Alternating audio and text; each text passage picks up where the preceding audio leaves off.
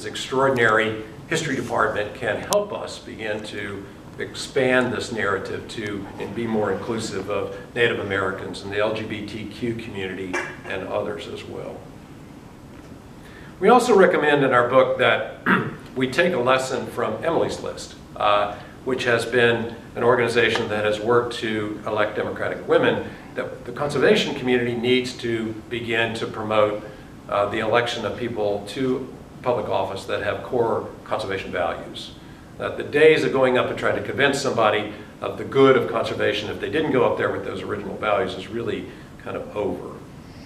And we also challenge, and there's a few of us in the room, the silverbacks of the conservation movement, myself included, that we need to facilitate an intergenerational handoff of power to the next generation, because you're going to inherit all of these things. And this emerging millennial generation will inherit all of these institutions, and we need to help mentor, to help transfer and steward that next generation into leadership. And I think, you know, you look at what's going on around the nation today, the survivors of the Parkland very, very tragic shootings are demonstrating once again that young people can lead these kinds of movements. And you know, we need to remember that, you know, when John Lewis was marching across the Edmund Pettus Bridge and was attacked by the police, he was only 25 years old. So that young people can do this again.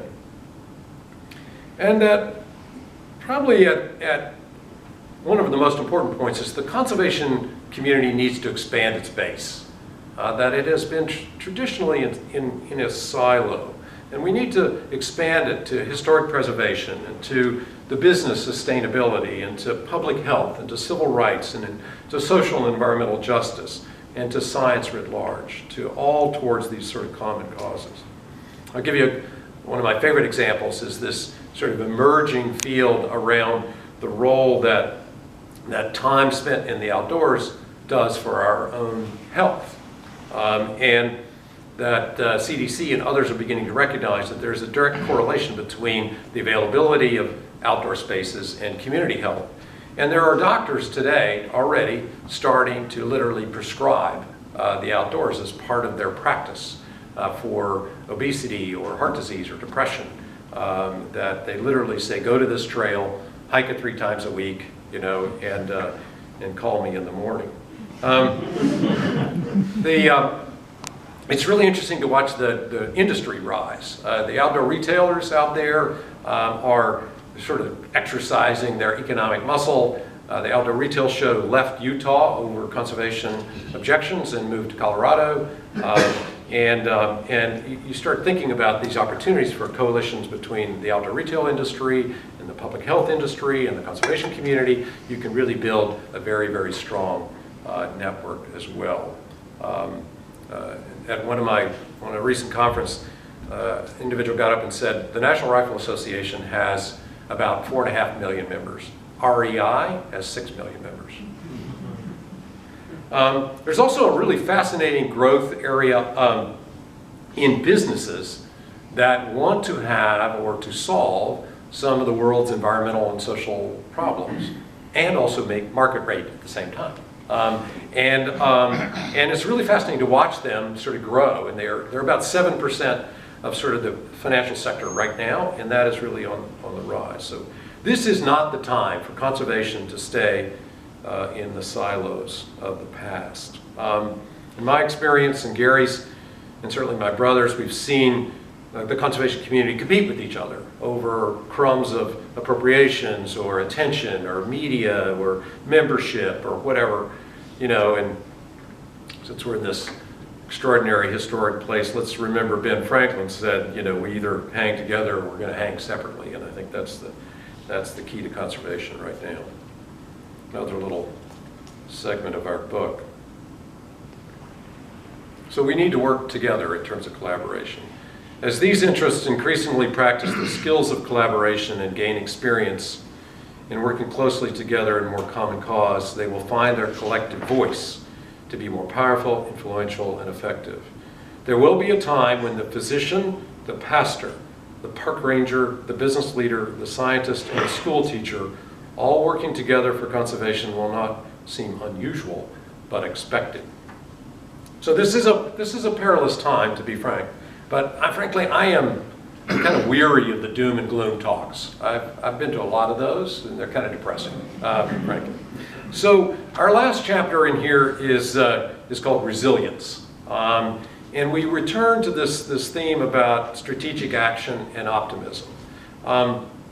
Because we see that there are points and charts through these rough waters.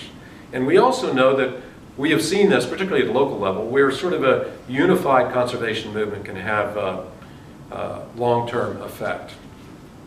One more little reading here.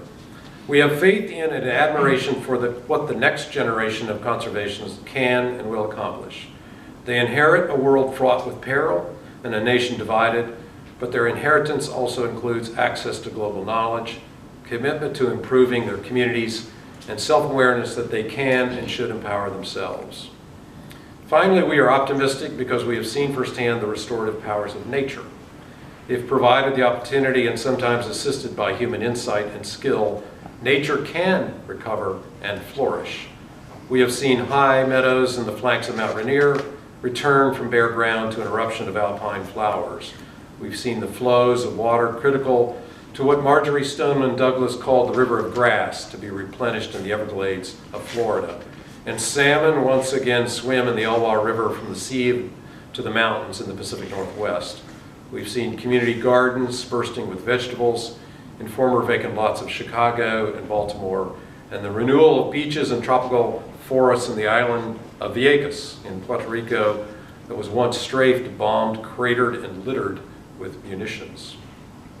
And it is not just nature that can flourish, so can our history, our sense of justice, and our respect for civil rights.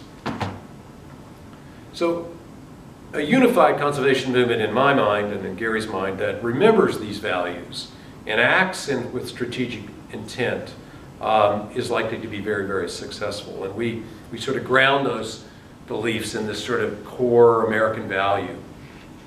So Gary and I are taking this book on the road with really trying to promote a dialogue around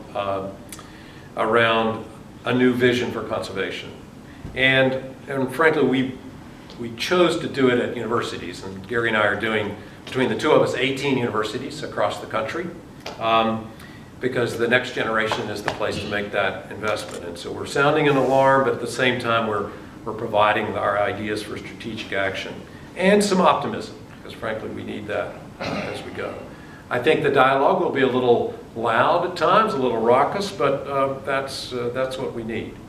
And we're greatly honored to be able to come back here to William & Mary and start that dialogue. So let's start it with a few questions. So, thank you.